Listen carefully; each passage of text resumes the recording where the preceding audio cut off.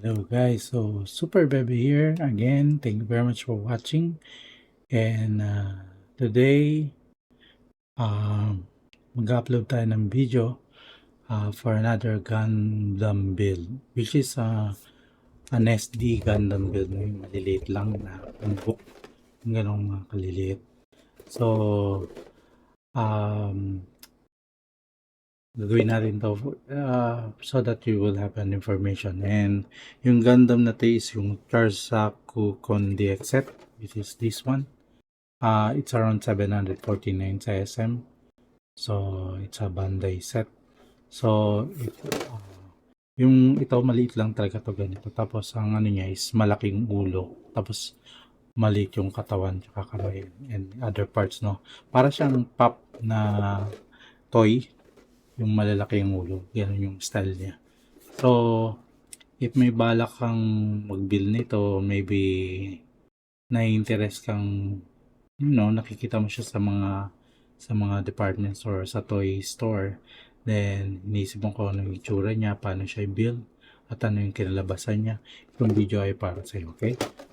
Before we start, please like and share. Also, please follow the channel. That will help the channel more para makapag-upload tayo ng mga ganitong video. And also, please also click that ring bell so that you will always be notified dun sa mga bago nating upload about Gundam builds and other videos. Okay, so let's start.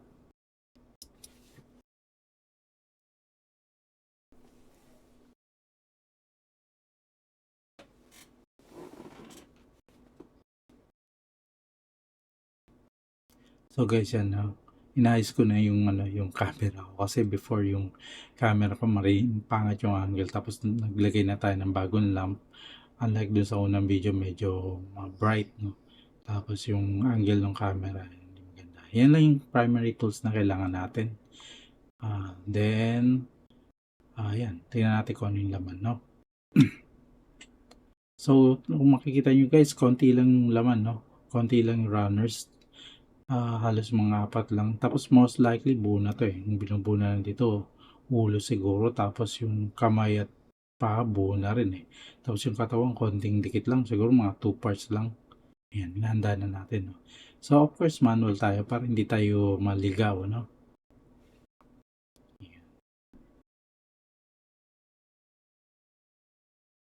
Yan yung sa mata. No? So kung mapapansin nyo guys, yung sako na to, no? Wala siyang ganong sticker. So, yung mata niya talagang plastic na bilog na nilalagay sa gitna, no? So, most likely naman talaga si Sako, wala naman talaga yung sticker yan, no? Unless kung maging perfect siya or maging M high grade. High grade niya, puro sticker eh. Pero, nasa sa iyo kung gusto mo lagay sticker. Pero, saan mas maganda pa wala sticker, no? Ganyan si Sako. So, yan. Tapos na yung head. Yan lang siya kadali. Tapos yung katawan, ganyan lang, no? Konting parts lang. Tapos yun na, buo na yung katawan. Tapos yung waist niya, ganun lang din. Konting parts lang. Yan, pinagdikit ko na. Tapos na siya. Yun lang kadali yung waist and body. Tapos yung paa niya, ganyan, 2 parts lang. Pinagdidikit lang. Tapos meron ka ng paa. Left and right. Tapos yung yung kamay niya, guys, ganyan lang. Ito pa rin pala to. Tapos inaano ko siya, no? Sinasanding ko pa rin kasi may mga parts pa rin na pangit yung pagkakat, minsan lilitaw. So, ganoon din sa ulo kanina. Sinanding ko siya para maganda tingnan kahit na ganun kaliit. Tapos yan, yung kamay niya ganun lang. Yung kamay nito hindi nababaluktot, same yung paa, hindi nababaluktot. So, konti lang posing na magagawa mo rito, no? Tapos ito guys, may kasama ring stand. So, hindi mo na kailangan ng stand kasi included na siya, no? Tatayo mo lang. So, ayan. Tapos na kagad yung Gundam, no? So, makikita mo, ayan. Ganyan na siya. Ganyan siya kasimple. Malaking ulo, maliit yung katawan. Tapos yung paat, yung kamay, no? So, wala kang ganong gagawin dito, no? Walang posing masyado, ganyan lang. So, sunod na gagawin natin guys, yung ano naman, yung weapon niya, no? So, ganyan lang. So, nasa sa'yo yan kung paano yung pose mo. Pero ganyan lang, walang ganong galaw yan. Ulo lang yata yung mga galaw tsaka yung mata. So, ngayon, next guys, ito, may option siya na nakita ko na pwede mo siyang parang hindi nakabuo. Tapos kung gusto mo siya sa wall, pwedeng ganun. Para siyang hindi pa nakabuo. Tapos, pwede mo ilagay sa wall na nakatanggal yung mga kamay, ulo, tsaka yung antena, no? Pati yung mga paa. Tsaka yung mga weapons niya. Pero ang gusto ko kasi, nakabit yung weapons, tsaka yung axe niya. So, yun yung style na gusto ko.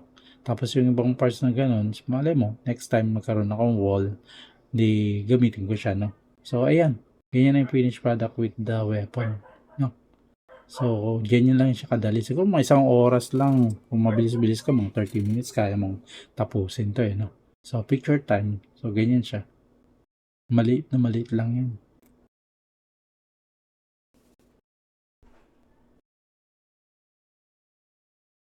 Tapos, sinama ko rin siya dun sa mga maliliit na Gundam.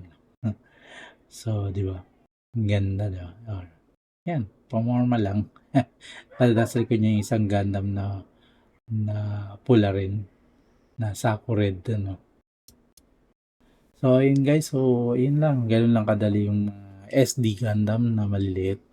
So, meron pa ako yung ibang SD Gundam. So, mga siguro, sa end ng video na to makikita nyo yung dalawang SD Gundam pa na ibibuild natin. Kasi madadali lang naman build yan. Siguro, gawin natin mga ah, each other day para at least hindi tayo mapresa, no? Kasi minsan ginagawa ka ito madaling araw, no?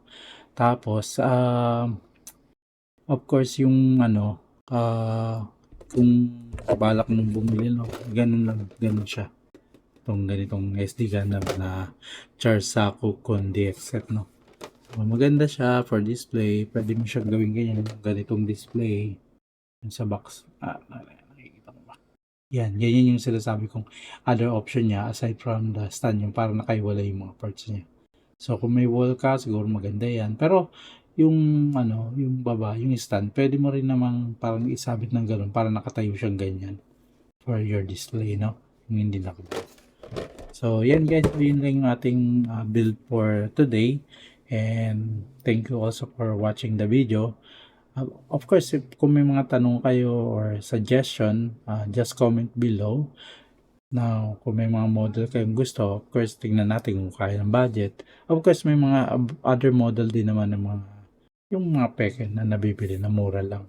So, yeah, pwede rin gawin yun. Pero kasi malayo sa akin eh. Most likely sa Divisoria pa yun, sa Manila. Pero, tingnan natin kung makakayanan natin. Of course, if hindi ka pa subscribed sa video, sa channel ko, please subscribe and also please like and follow. Also click the notification bell para lagi kayong updated sa mga bagong upload natin ng video from a Gundam build, no?